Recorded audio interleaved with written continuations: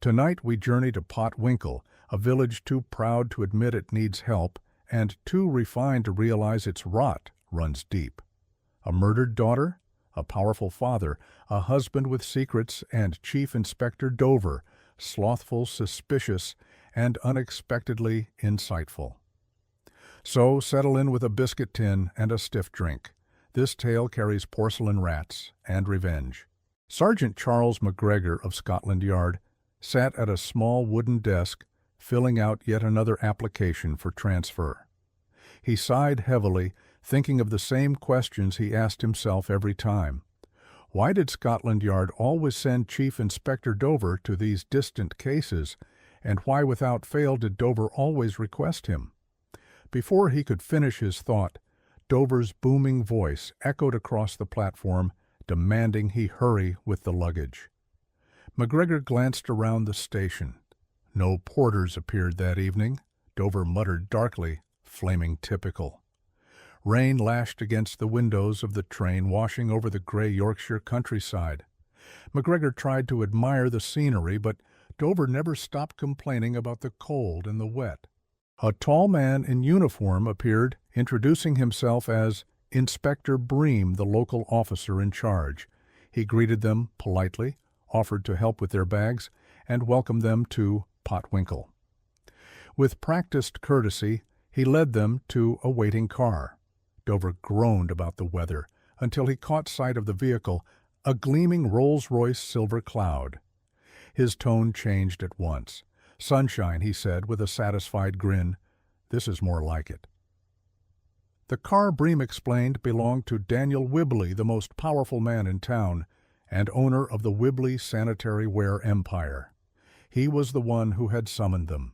At Whibley's mansion, Dover immediately made himself comfortable, helping himself to sandwiches and whiskey without hesitation.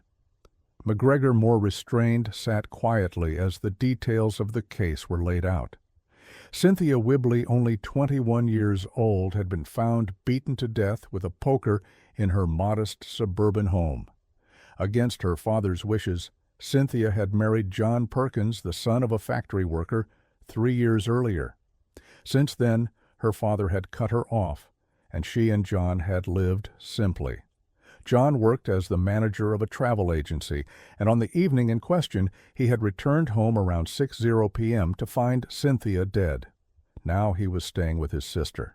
Daniel Whibley's grief was overshadowed by anger.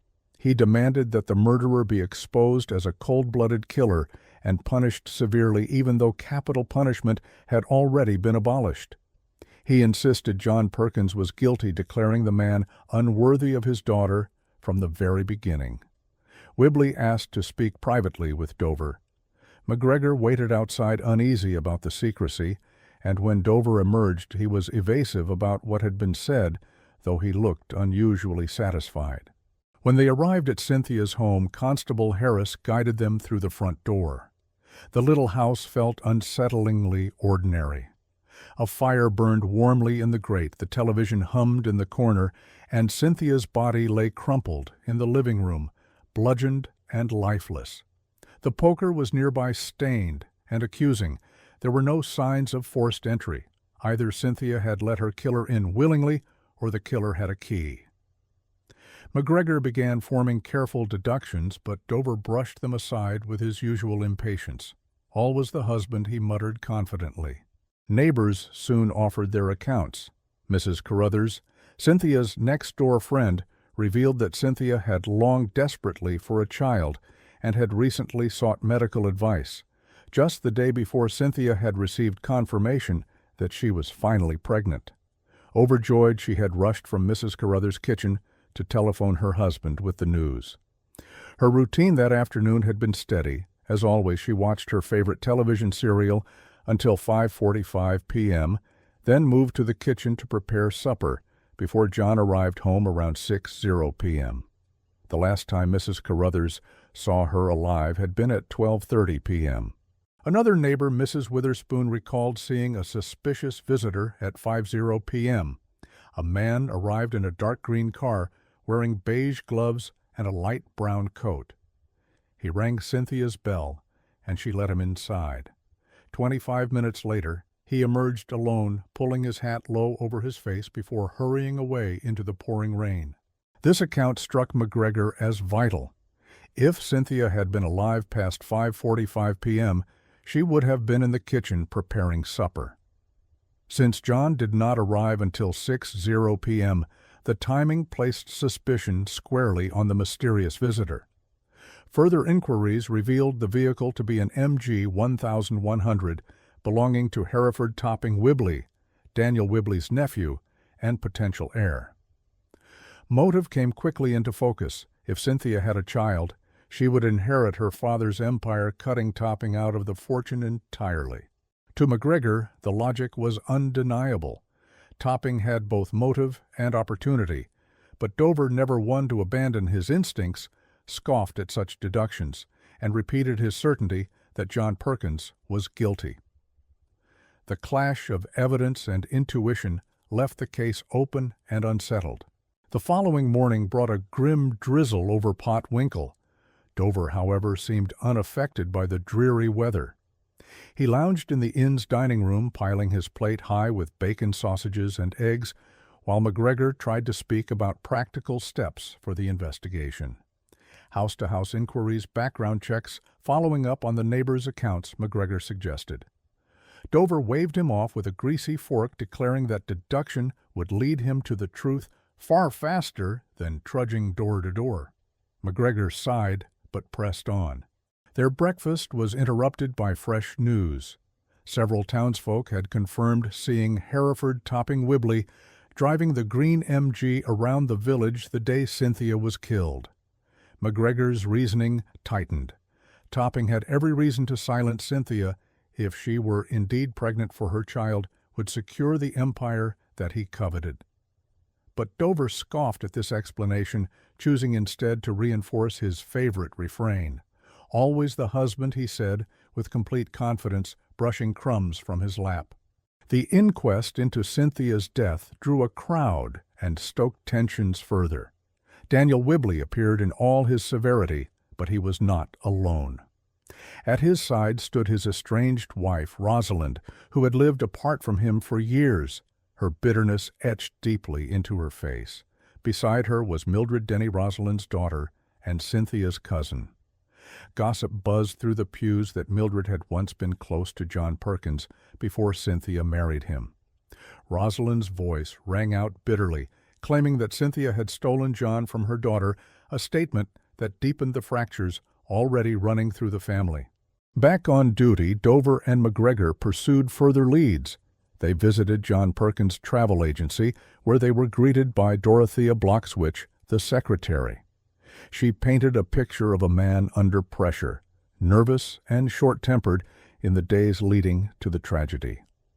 On the morning of Cynthia's death, Perkins had left the office around 10:30 a.m. and returned close to noon, pale and trembling. Not long afterward, Dorothea recalled Cynthia had telephoned him, though she could not overhear what was said. Perkins then shut himself in his office for the rest of the afternoon. McGregor studied the diary on Perkins's desk and found an entry for 11:00 a.m. that morning, an appointment with a Dr. Nand. This intrigued both investigators, and they sought out the physician. Dr. J.J. Nand proved to be a discreet but frank man. He explained that Perkins had consulted him privately about fertility, avoiding his regular doctor, to ensure secrecy. For 3 years, Perkins and his wife had been unable to conceive. Recent tests had confirmed the devastating truth: John Perkins was sterile and always had been. That very morning, Perkins had returned to collect the results. Upon hearing the verdict, he had erupted in anger, trembling with rage, and lashing out at the doctor before storming away. The weight of this revelation struck McGregor with chilling force. Cynthia had learned she was pregnant on the very same day her husband had been told he could never father a child. To John, her joyous news could only mean betrayal. He must have believed that another man was responsible for the child she carried. Dover, though, remained stubborn. "Coincidence," he said, brushing aside the implication, "doesn't change a thing. Husbands kill their wives. Always have, all was well. McGregor, however, could not dismiss the cruel alignment of events so easily. Determined to clarify matters, McGregor visited Cynthia's usual physician doctor, Hurst. She confirmed without hesitation that Cynthia was indeed pregnant. Her blood had been tested, and the results verified by the hospital laboratory on the very morning of her death. Dr. Hurst added that Cynthia had been overjoyed, speaking of the child with no hint of infidelity or shame. Artificial insemination, she explained, would not have been possible without John's consent, and Cynthia had given every impression of complete honesty. McGregor left the consultation both reassured and more troubled than ever. If Cynthia was truly faithful and truly pregnant, how could the contradiction with John's sterility report be explained? He considered the possibility of a laboratory error. Dover, as usual, dismissed the idea and grumbled about the waste of time. But McGregor pressed the matter, and Dover grudgingly agreed to accompany him to the hospital laboratory. There they met Dr. Morton, the director, who appeared visibly uneasy. His secretary, Mildred Denny, the same Mildred who had once been close to John Perkins, had just fled the building in a fit of hysteria. Before anyone could stop her, she was seen climbing to the hospital roof, rain soaking her hair and clothes, threatening to hurl herself into the street below. Dover and McGregor hurried after her, struggling up the slippery stairs into the storm. Mildred stood trembling on the ledge, her eyes wild. "I'm a murderer," she shouted into the rain. McGregor's voice cut through the downpour, gentle and steady, urging her to speak. Tears streamed down her face as the confession spilled forth. Weeks earlier, she said she had received 2 reports to type.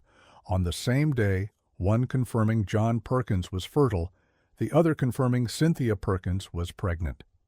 Consumed by jealousy, Mildred had altered John's report, changing a single word, positive, to negative. With that tiny act of spite, she ensured that John would be told he was sterile, just as his wife declared her pregnancy. Mildred's voice broke as the truth poured out.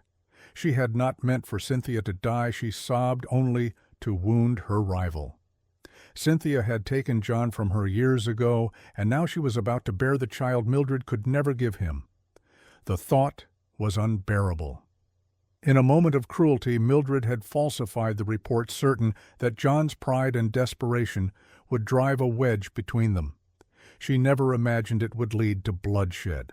McGregor stood frozen, chilled, as much by her words as by the rain lashing his face. Mildred's confession explained the impossible contradiction that had haunted him. Cynthia had indeed been pregnant, but John had been tricked into believing he could never father a child. To him, her joy had been proof of betrayal. As Mildred leaned toward the edge, swaying dangerously, Dover grabbed her arm with surprising speed and strength, yanking her back onto the roof. She collapsed against him, trembling, sobbing that she had never meant for Cynthia to die. The shaken secretary was taken into custody, her statement carefully recorded. She had not wielded the poker, but she had lit the fuse that led to murder. By altering a single report, she had created the spark of suspicion and jealousy that consumed John Perkins. Dover muttered gruffly about hysterical women wasting his evening, but McGregor could not shake the gravity of what they had uncovered. The next morning, Dover arranged for John Perkins to be questioned again. The man entered, looking hollow, his shoulders slumped, his eyes shadowed from sleepless nights. His hands trembled as he tried to steady himself in the chair. He insisted he had found his wife already dead, but Dover pressed him with relentless force. McGregor, watching silently, saw the man's defenses crumble. At last, John broke. He admitted that after leaving Dr. Nan's office with the devastating results, he had returned to work in despair. When Cynthia telephoned him with the news of her pregnancy, he became convinced she had been unfaithful. His mind, battered by grief and pride, spiraled out of control. That evening, as he cycled home, the thoughts whirled relentlessly. Cynthia greeted him warmly, her face glowing with happiness, but he saw only deception. He described drawing her back into the living room, demanding to know who the father was. She denied any wrongdoing, but her words could not reach him through the storm of jealousy. In blind rage, he seized the poker from beside the fire and struck her again and again until she fell silent. The silence, he confessed, had snapped him back to reality, but it was too late. In panic, he tried to disguise the time of death. He stoked the fire, switched the television back on, and wiped down the kitchen, hoping to make it appear that Cynthia had been alive later than she truly was. But no amount of staging could erase what he had done. His voice cracked as he admitted it, his face contorted with grief and self-loathing. When he finished, Dover leaned back with grim satisfaction. "There you are, lad," he said to McGregor, "always the husband." McGregor felt no satisfaction, only a hollow ache. John Perkins muttered that he had loved Cynthia more than life itself, but the thought of betrayal had poisoned his mind. Mildred's forged report had been the spark, but his jealousy had been the fuel. At the trial, the story unfolded piece by piece. Mildred's confession and the falsified report were presented as evidence explaining Perkins's state of mind. The charge of murder was reduced to manslaughter, the court acknowledging that he had acted in a frenzy provoked by what he believed was undeniable proof of betrayal. The judge condemned Mildred's cruelty, though legally she could not be tried for murder. John Perkins received a long sentence, though not the lifetime imprisonment Daniel Whibley had demanded. For Daniel, the verdict was unbearable. He had lost his only daughter, and with her the grandchild who might have secured his legacy. His nephew, Hereford Topping Whibley, once under suspicion, now stood smirking in the courtroom, the shadow of guilt lifted from him. Rosalind Daniel's estranged wife sat with her disgraced daughter Mildred, both women broken in different ways. The family that had once ruled Potwinkle with wealth and influence now lay in tatters, undone by pride, jealousy, and ambition. McGregor thought of Cynthia often. She had wanted only a simple life, a child of her own, and the love of her husband. Instead, she had been caught in the crossfire of envy and deceit. Her gentle smile remembered by neighbors, her fondness for afternoon cereals, her delight in caring for children. These had all been extinguished in the storm of suspicion. Dover, as ever, showed little concern for such reflections. Back at Scotland Yard, he stretched in his chair and grumbled about porter's boots and cake, already impatient for the next case. McGregor sighed, picking up his pen once more, to draft yet another transfer request. But the memory of Cynthia lingered, haunting him far more than Dover's booming voice ever could. The trial left Potwinkle reeling. For weeks afterward, gossip filled the narrow lanes, shop fronts, and pubs, each person whispering their own version of events. Some spoke of Cynthia as a saint, too good for her husband, and undeserving of such a fate. Others painted John Perkins as a tragic figure deceived by fate and undone by a jealous cousin's interference. Still others condemned everyone involved, insisting that Daniel Whibley's arrogance had cursed his own household. Through it all, Dover carried on, as if nothing of significance had occurred, complaining about his knees, demanding larger breakfasts, and lamenting the lack of porters at every station. McGregor could not so easily dismiss the case. Each step replayed in his mind with agonizing clarity the warm glow of Cynthia's living room, the fire burning the television, buzzing while her lifeless body lay nearby. Mrs. Carruthers' testimony of Cynthia's joy at finally conceiving, Mildred's trembling figure on the rain-slicked hospital roof crying that she was a murderer. These fragments refused to leave him, weaving themselves into a single tapestry of jealousy, pride, and grief. Daniel Whibley summoned the inspectors to his factory office shortly after the verdict. Surrounded by gleaming porcelain basins, polished fittings, and walls lined with his empire's pride, he looked less like a businessman than a monarch surveying his throne room. His face darkened as Dover entered, cigar already in hand. "So you bungled it, Chief Inspector," he spat. "I asked for a deliberate murderer, and you delivered a man excused by frenzy." Dover, unfazed, lowered himself heavily into a chair and blew smoke toward the ceiling. "Justice was done," he said simply. "If you don't like it, that's your problem. You will never understand what you've cost me." Whibley growled, his voice trembling with fury. McGregor, standing quietly at the edge of the room, realized the man's grief was bound tightly with rage, not only for his daughter, but for the empire he had hoped to secure through her. The trial had stripped him not only of his child, but also of his vision of legacy. That evening, Rosalind Whibley sought out McGregor at the police lodgings.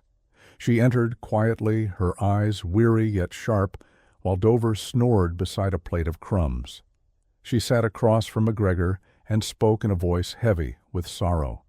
"Cynthia was never meant for this world of bitterness," she said softly. "She wanted love, a family, nothing more." But Daniel crushed her spirit, and Mildred envied her happiness. Poor John never had the strength to resist the storm around him. "My daughter lies in disgrace, my niece in the grave, and the men fight over money. Do not let anyone forget what was truly lost."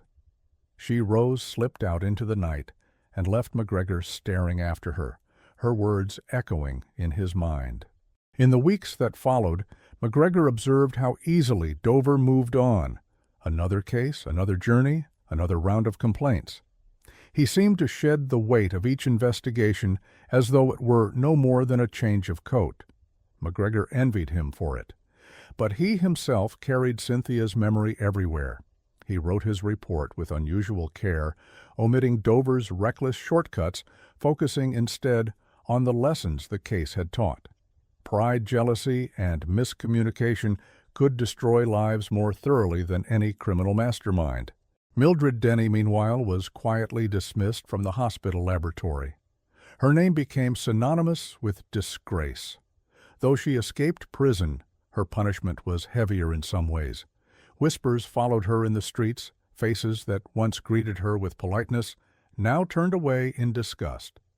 Daniel Whibley tightened his grip on his business empire, driving it with more ferocity than ever, though neighbors noted that the fire in his eyes was one of rage, not passion.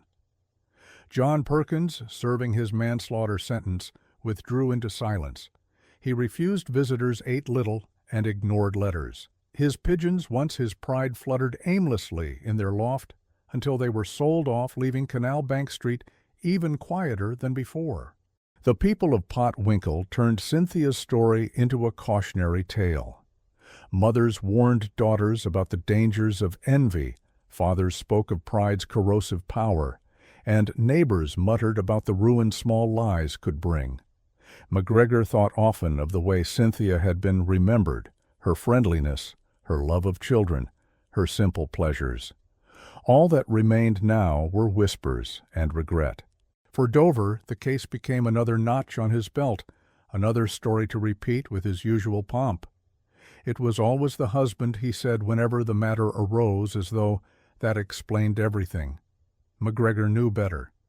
Yes, it had been the husband, but it had also been the cousin, the father, the jealousies and ambitions that twisted each life together. It was not a single hand that had killed Cynthia, but the tangled threads of pride and envy woven through her family. Months passed, yet the shadows of the case lingered over Potwinkle. Outwardly, life resumed, shops reopened, markets bustled, and the village lanes rang once more with gossip about weather crops and the church. Yet beneath the surface, a fracture remained. The Whibley family, once untouchable in wealth and power, stood broken. Daniel buried himself in his factory, barking orders more fiercely than before, his pride sharpened by grief. His estranged wife, Rosalind, retreated to the countryside, her daughter Mildred disgraced and shunned. Cynthia lay in the churchyard, remembered by neighbors as the gentle girl who loved her afternoon cereals and dreamed of raising a child of her own. John Perkins sat in prison, staring through barred windows at skies he once crossed freely on his bicycle. He spoke little, ate little, and ignored visitors. Letters sent by his sister remained unanswered.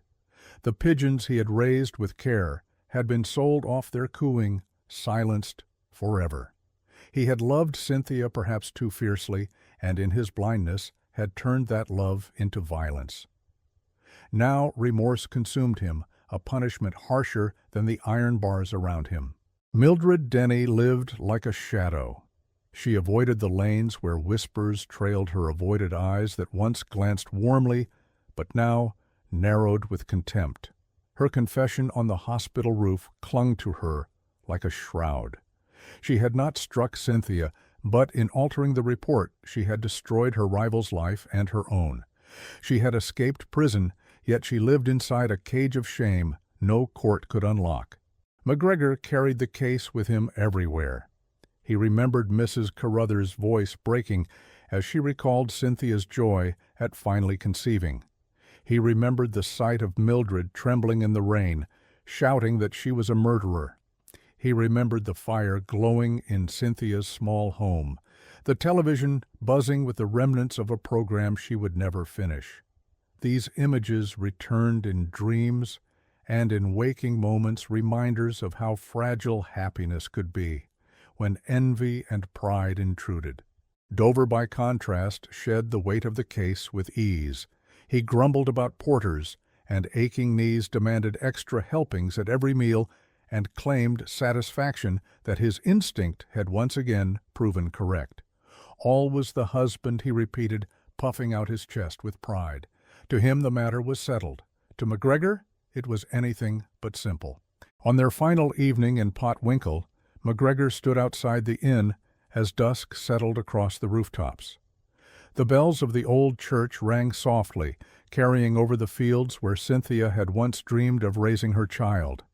The air was heavy with damp earth and the faint scent of coal smoke.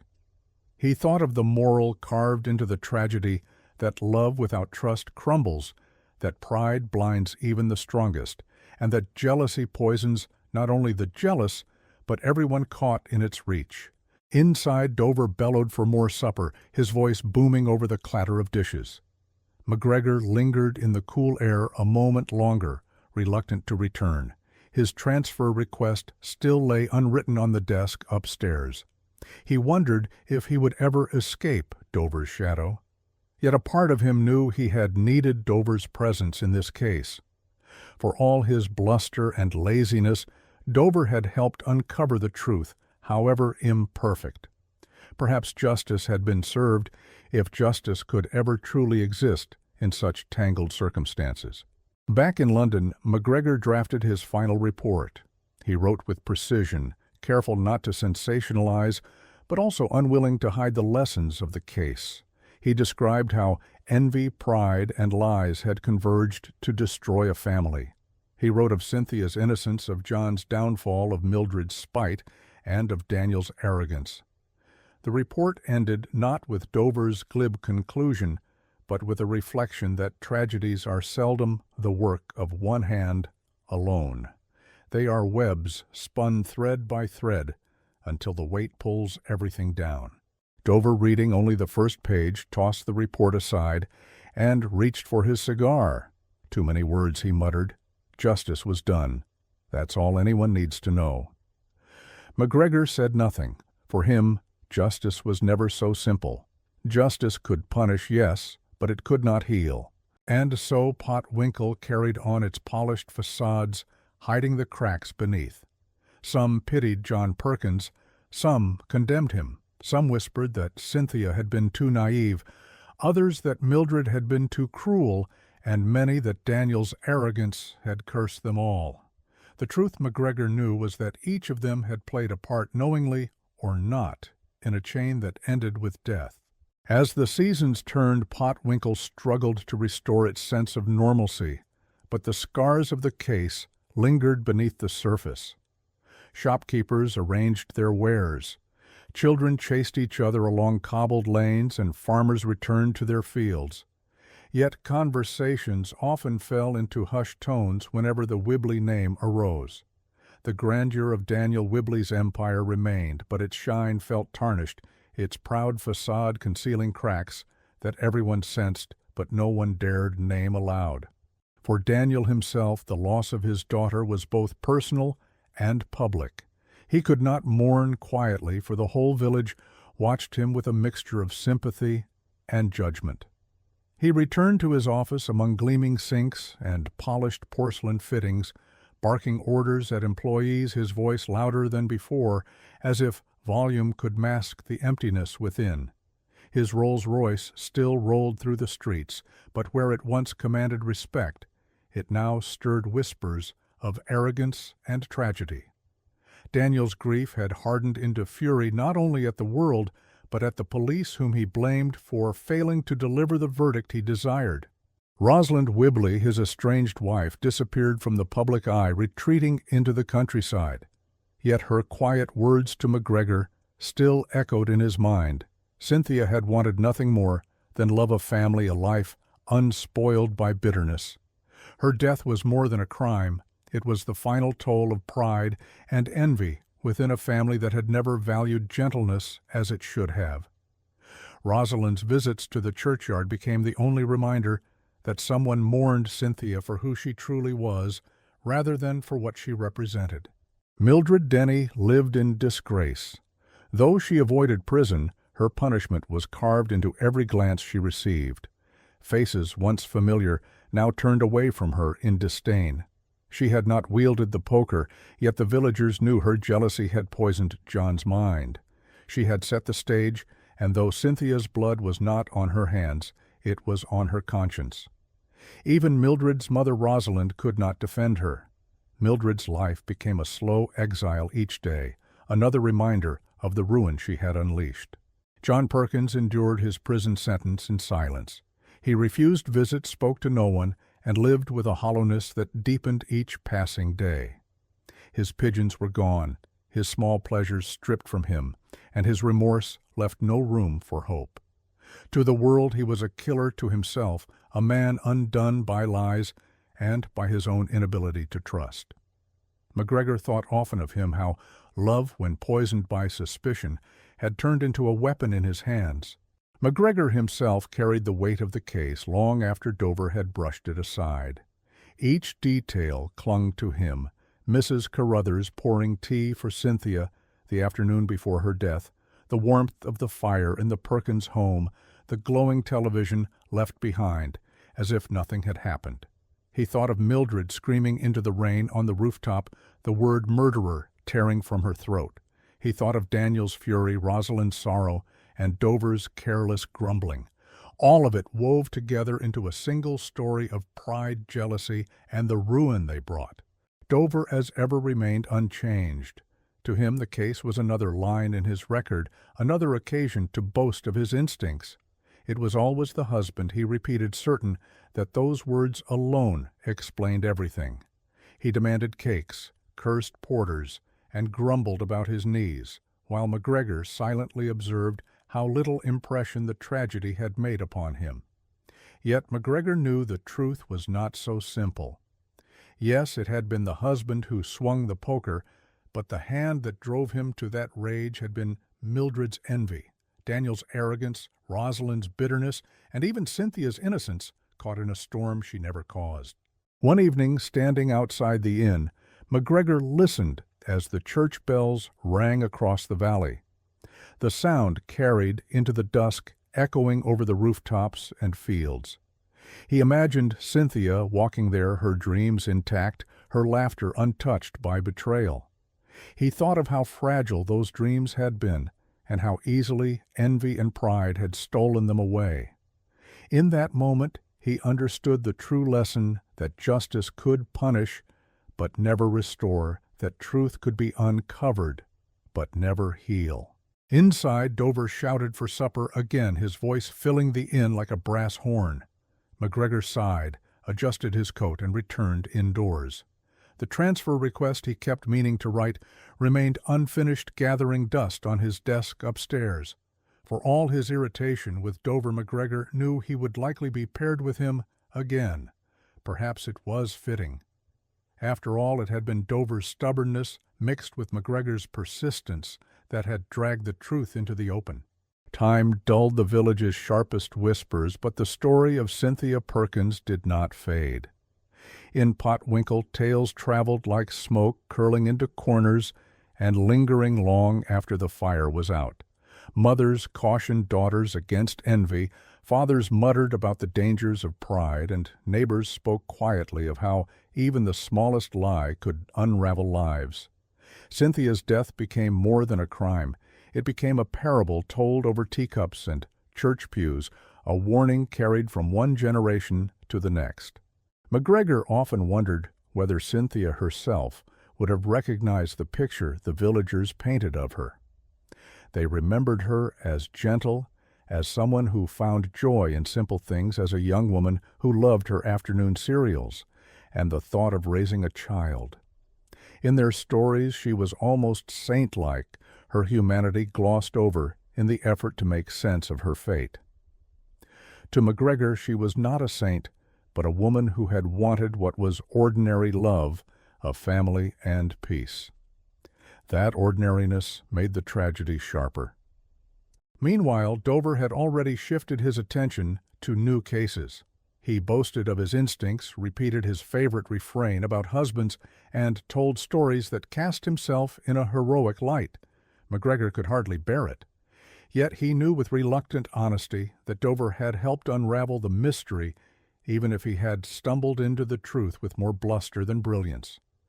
The two of them had worked like opposing forces, Dover with his lazy certainty, McGregor with his dogged reasoning, and somehow between them they had pulled the truth from beneath layers of lies. The lesson weighed heavily on McGregor. He had seen how envy in Mildred's heart had led her to alter a single word in a report, how Daniel's arrogance had severed him from his daughter, how Rosalind's bitterness had festered into poison, and how John's pride had blinded him to the truth. None of them had meant for Cynthia to die, yet each of them had guided her path toward that tragic end. It was not a single act of violence, but a chain, each link forged by human weakness. On one of their final days in the village, McGregor walked past the Perkins' former home. The curtains were drawn, the windows streaked with rain, and the little garden looked untended, yet he could still see Cynthia there smiling as she stepped into the doorway, calling out greetings to her neighbors preparing supper while the radio played softly in the background. That memory drawn from the words of those who knew her clung to him more tightly than the official evidence ever had. The villagers had begun to move forward. Daniel still drove through town in his Rolls-Royce, though fewer people tipped their hats to him. Mildred lived in isolation, spoken of in hushed voices. Rosalind remained on the outskirts, a silent figure of sorrow, and John, locked behind prison walls, faded from conversation, except in the quiet pity of those who remembered the boy he had been before all this began. McGregor wrote his final reflections late at night in the inn, the scratch of his pen mingling with the sound of Dover's snores from the next room. He wrote not for the yard, nor for the court, but for himself.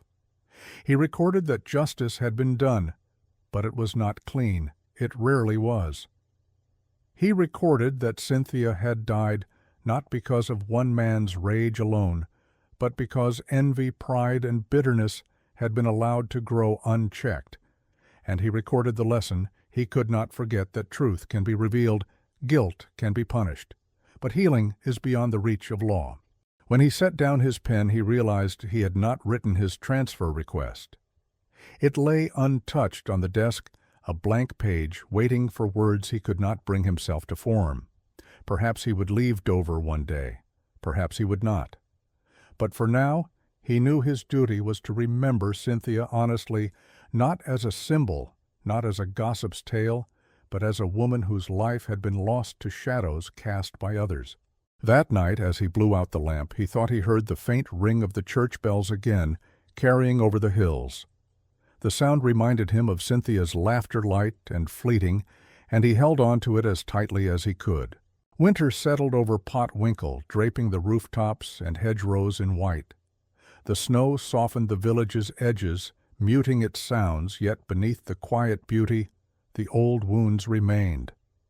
McGregor often walked through the village streets in the early evenings, observing the way neighbors paused when the Wibley name was spoken.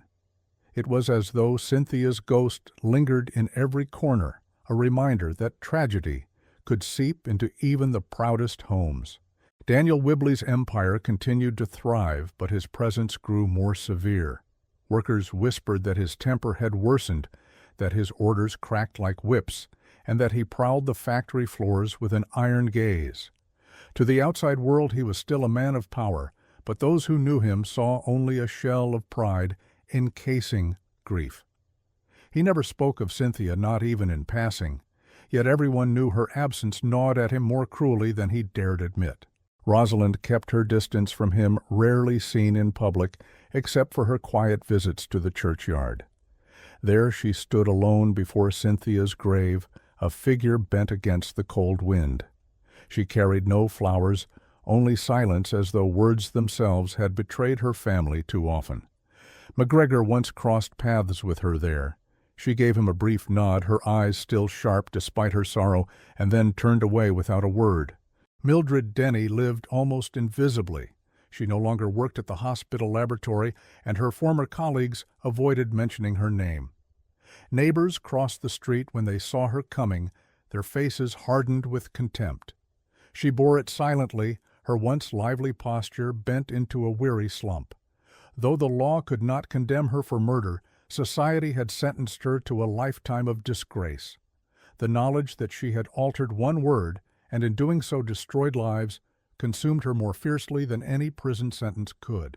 John Perkins remained behind stone walls, his silence deepening with each passing month. Reports from the prison painted him as withdrawn, often staring out of the narrow window in his cell, lost in memories. He refused to write or to speak. The pigeons that had once filled his days with purpose were gone sold to strangers, their cooing lost forever. To many in Potwinkle, John's silence was fitting punishment. To McGregor, it was a haunting reminder of how far love can fall when it is smothered by pride and suspicion.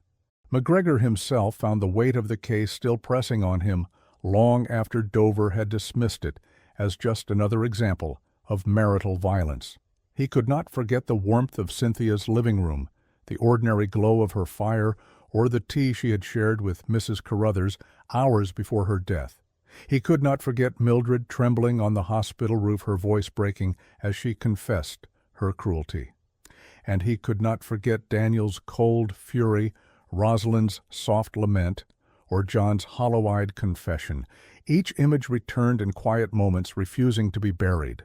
Dover, by contrast, moved on without a trace of concern.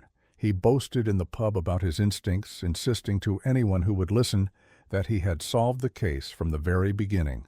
"It's always the husband," he declared, smacking his hand on the table with satisfaction. Those who knew him laughed or rolled their eyes, but Dover basked in their attention all the same. McGregor, sitting silently at his side, kept his thoughts to himself. He knew the truth was more tangled than Dover's simple maxim could ever admit. One evening, McGregor stood again outside the inn, snow crunching beneath his boots. The bells from the church rang softly through the crisp night air, echoing across the hills. He thought of Cynthia, of the child she had hoped to bring into the world of the life she never had the chance to live. He thought of how envy and pride had woven themselves around her fate until they strangled it completely. The lesson weighed heavily on him. Justice could reveal guilt, but it could never restore what was lost. Inside, Dover shouted for another plate of food, his voice booming with impatience. McGregor sighed and stepped back into the warmth. He had yet to write his transfer request, though the blank page still waited upstairs. Perhaps he would write it tomorrow, or perhaps he would leave it untouched, knowing that his fate was bound for better or worse to the man whose appetite was as endless as his arrogance. By spring, Potwinkle had resumed its rhythm, yet something about the village had shifted permanently. Its lanes were still swept, its gardens still tended, but the air carried an unspoken heaviness. The trial had ended, the gossip had dulled, yet no one could pass by Cynthia's little home without remembering the glow of its windows on the evening she died. Daniel Whibley pressed harder than ever into his empire. The factory thrummed with activity, the shine of porcelain filling showrooms, Yet every achievement rang hollow. He barked orders louder, demanded perfection more fiercely, but the harder he pushed, the more people whispered that he was not a man of ambition anymore, but of rage. Some pitied him, believing grief had carved out his heart. Others whispered that pride had blinded him long before Cynthia's death.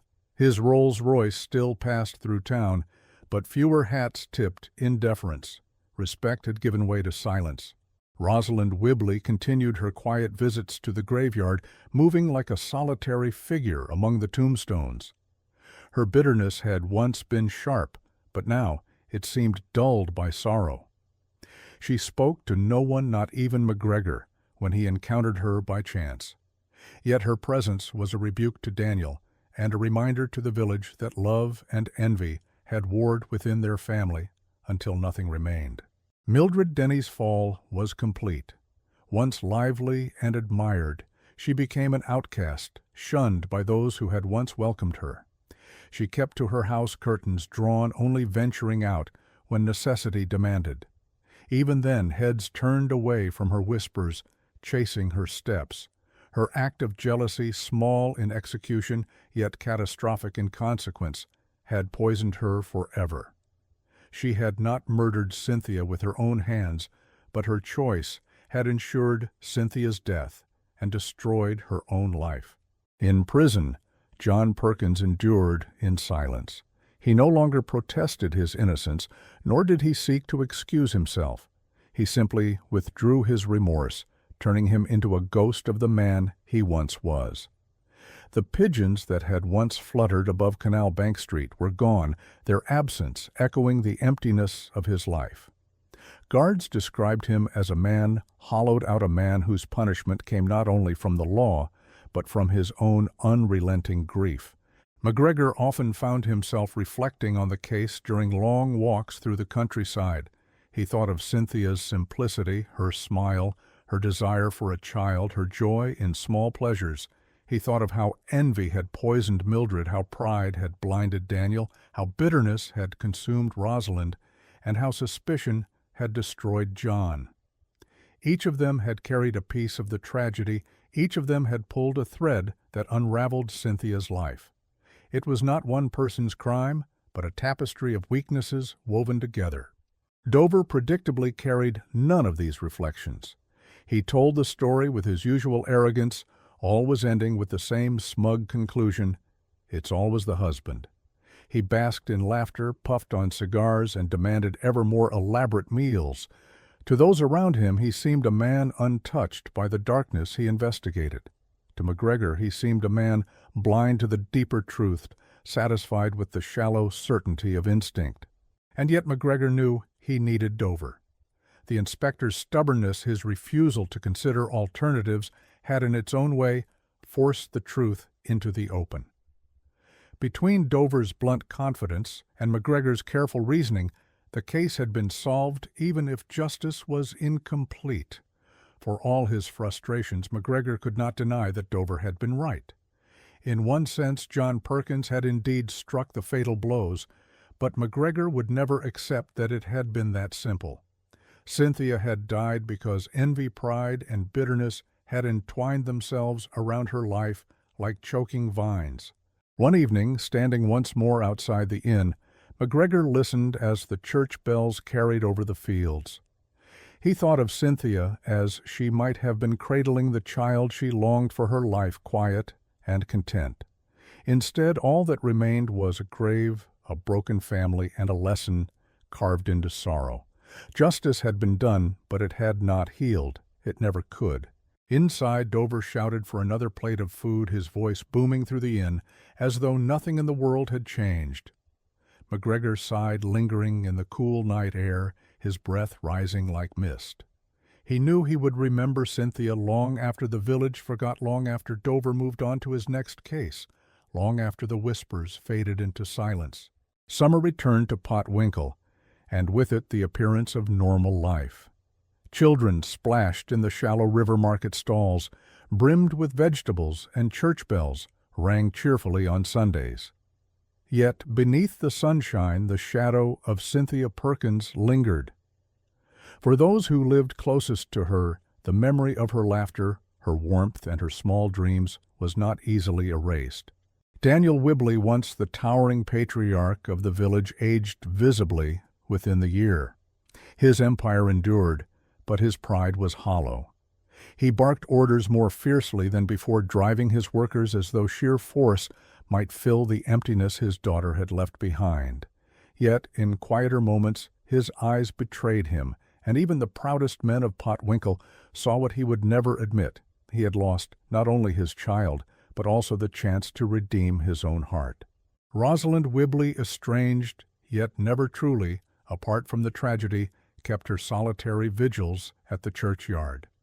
She knelt by Cynthia's grave, whispering prayers that no one else could hear. Her daughter Mildred, disgraced and shunned, drifted through the village like a phantom. People turned their backs on her, their voices hard with condemnation. She had not raised the poker, but she had set the tragedy in motion, and the knowledge of that truth weighed heavier than chains. John Perkins sat behind iron bars, broken by regret. He had been sentenced to years, yet the greater punishment was the one he carried in his own soul. Guards said he barely spoke, that he often stood by his window, watching pigeons circle the prison yard, his eyes fixed on memories of what might have been. He had loved Cynthia too fiercely, too possessively, and when envy and suspicion clouded his vision, he destroyed the very thing he held most dear. McGregor carried them all in his memory.